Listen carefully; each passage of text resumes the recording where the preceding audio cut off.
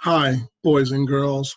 This is chapter 26, entitled In Which a Mad Woman Learns a Skill and Puts It to Use. When the mad woman was a little girl, she drew pictures. Her mother told her stories about the witch in the woods, stories that she was never sure were true. According to her mother, the witch ate sorrow, or souls, or volcanoes, or babies, or brave little wizards. According to her mother, the witch had big black boots that could travel 7 leagues in a single step. According to her mother, the witch rode on the back of a dragon and lived in a tower so tall it pierced the sky.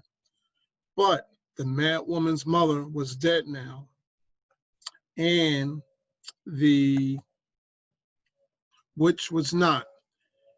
And in the quiet of the tower, far above the grimy fog of the town, the mad woman sensed things that she never could have sensed before her years there.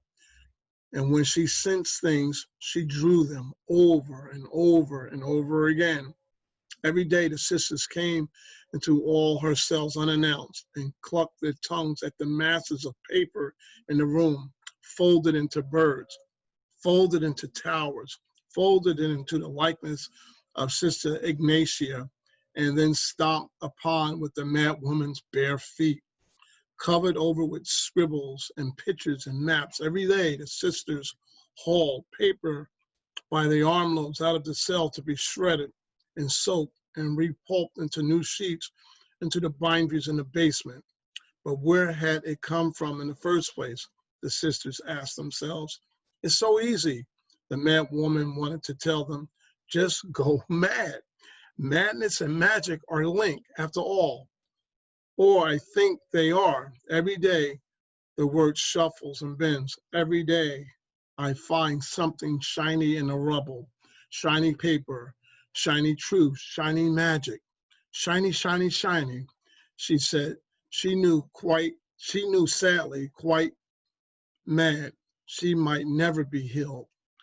One day, as she sat on the floor in the middle of her cell, cross-legged, she had chanced upon a handful of feathers left behind by a swallow who had decided to make her nest on the narrow windowsill of the cell. Before a falcon had decided to make the swallow a snack, the feathers drifted in through the mad woman's window and onto the floor. The mad woman watched them land. The feathers landed on the floor right in front of her. In front of her. She stared at them. She quilled the shaft, each filament of down. Then she could see the smallest structures, dust and barb and cell. Small and smaller went the details of her vision until she could see each particle spinning around itself like a tiny galaxy. She was as mad as they come. After all, she shifted the particles across the yawning emptiness between them this way and that until a new whole emerged. The feathers were no longer feathers, they were paper. Dust became paper, rain became paper. Sometimes a supper became paper too. And every time she made a map, she is here, she wrote over and over again. No one read her maps. No one read her words. No one bothered with the words of the mad. After all, they pulped her paper and sold it at the marketplace for a considerable sum. Once she masters the art of paper, she found it was ever so easy to transform other things as well. Her bed became a boat for a short time. The bars on her windows became ribbons. Her one chair became a measure of silk, which she wrapped around herself like a shawl, just to enjoy the feel of it. And eventually, she found that she could transform herself as well, though only into very small things and only for a little while. Her transformation was so exhausting that they sent her to bed for days, a cricket, a spider, an ant. She had to be careful not to be trodden on or swatted, a water bug, a cockroach, a bee. She also had to make sure she was back in her cell when the bonds of Adam felt as though they were ready to burst and fly apart. Over time, she could hold herself in a particular form for slowly increasing durations. She hoped that one day she might be able to hold her form as a bird, long enough to find her way to the center of the forest. Someday, not yet. Instead, she became a beetle, hard, shiny. She scuttled under the feet of the crossbow wielding sisters and down the stairs. She climbed onto the toes of the timid boy doing the sisters' daily chores. Poor thing, afraid of his own shadow. Boy, she heard the sister shout from down the hall. How long must we wait for our tea? The boy whimpered, stacked dishes and baked goods into a tray with a tremendous clatter, and hurried down the hall. It was all the mad woman could do to hang on to the laces of his boot. At last, said the head sister. The boy sat the tray on the table with a tremendous crash. Out, the head sister boomed, before you destroy something else. The mad woman scuttled under the table, grateful for the shadows. Her heart went out to the poor boy as he stumbled out the door, clutching his hands together as though they were burned. The sisters inhaled deeply through their nose. She narrowed her gaze. The mad woman tried to make herself as small as possible. Do you smell something? The sister asked the man in the chair opposite. The mad woman knew that man. He was not wearing his robes. Instead, he wore a fine shirt of lovely cloth and a long coat of the lightest of wool. His clothes smelled of honey. He was more wrinkled than he had been the last time she had seen him. His face was tired and old. The mad woman wondered if she looked similar. It had been so long, so very, very long, since she had last seen her own face. I smell nothing, madman, the grand elder said, except tea and cakes, and your excellent perfume, of course. There's no need to flatter me, young man, she said, even though the grand elder was much older than she, or he looked much older. Seeing her next to the grand elder, the mad woman realized with a start that after all these years, Sister Ignatia had never seemed to age. The old man cleared his throat. And this brings us to the reason I'm here, my dear lady. I did what you asked, and I learned what I could learn, and the other elders did the same. And I did my best to dissuade him, but it was no use.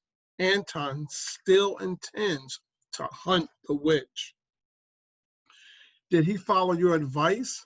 At least did he keep his plans a secret? There was a sound inside the voice of the head sister. The mad woman realized. Grief. She'd know that sound anywhere. Alas, no, people know. I don't know who told them. He or his ludicrous wife. He believed the quest to be possible. And it seems that she does too. And others now believe the same. They all hope, he said, the word as though it was the bitterest of pills. The grand elder shuddered. The sisters sighed. She stood and paced the room. You really don't smell that? The grand elder shrugged. And the sister shook her head. It doesn't matter. In all likelihood, the forest will kill him. He has never endeavored such a journey. He has no skills. He has no idea what he is doing. And his loss will prevent others. More unpleasant questions from being raised. However, it is possible that he may return. That is what troubles me. The mad woman leaned as far out of the shadows as she did. She watched the sisters' movement become more abrupt and chaotic. She watched as a slick of tears glistened right at the bottom of her eyes. It's too risky.